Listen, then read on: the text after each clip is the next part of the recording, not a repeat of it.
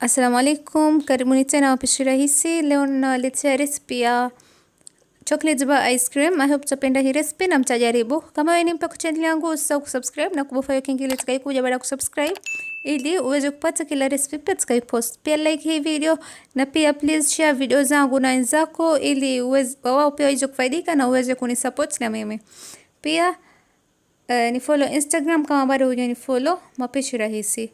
Kwenye bakuli weka kikombe kimoja cha whipping cream. Hakikisha whipping cream yako ni baridi. Piga mpaka iwe nzito, alafu ongeza robo kikombe sukari ya unga na uchanganye vizuri. Baada ya kuchanganya, ongeza kimoja kidogo vanilla, thuluthi ya kikombe maziwa ya unga na uchanganye vizuri kwa kutumia spatula ama mwiko. Alafu ongeza maziwa ya maji kikombe kimoja na uchanganye vizuri.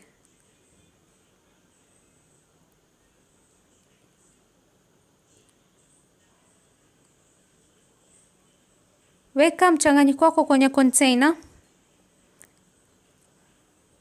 Funika vizuri na uweke kwenye freezer masaa mawili. Baada ya masaa mawili, kabla sijatoa ice cream yangu kutoka kwenye freezer, ninayeyusha chocolate kama mnavyoona. Ninatumia double boiler method. Yani niko na sufuria ambayo iko na maji ya moto chini, ninaekelea bakuli, ninaweka chocolate alafu ninayeyusha. Kama uko na microwave waweza kuyeyusha kwa kutumia microwave. Alafu baada ya chocolate yako kuyeyuka, chukua ice cream mold yako na uweke chocolate ulioyusha kama unavyoona kwenye video. Kisha wekelea peanuts ambayo ni njugu. Sio lazima kama hauna. Alafu weka kwenye freezer dakika 2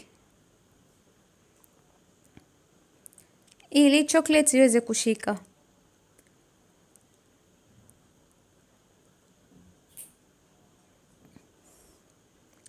Baada ya dakika 2 sasa natoa ice cream mixture yangu na nachanganya kwa kutumia spatula.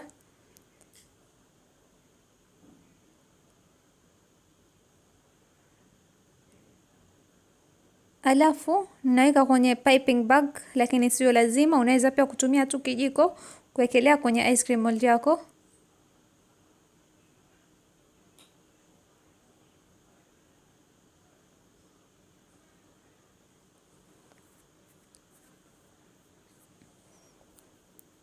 Kisha naweka ice cream, mchanganyiko wangu wa ice cream kwenye hizi mold za ice cream.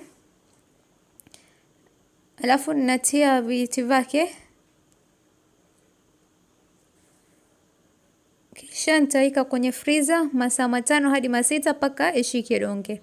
Baada ya masaa 5 hadi 6 naweka ice cream yangu kwenye maji ili iwe rahisi kutoka kwenye hiyo mold yake, na kama mnavyoona inatoka kirahisi. I hope mmependa hii recipe na mtajaribu. Jaribuni kuwatengenezea pia watoto watapenda. Asante kwa kuangalia video yangu. Kama huja subscribe, please subscribe na like hii video, share na wenzako na pia comment. Bye.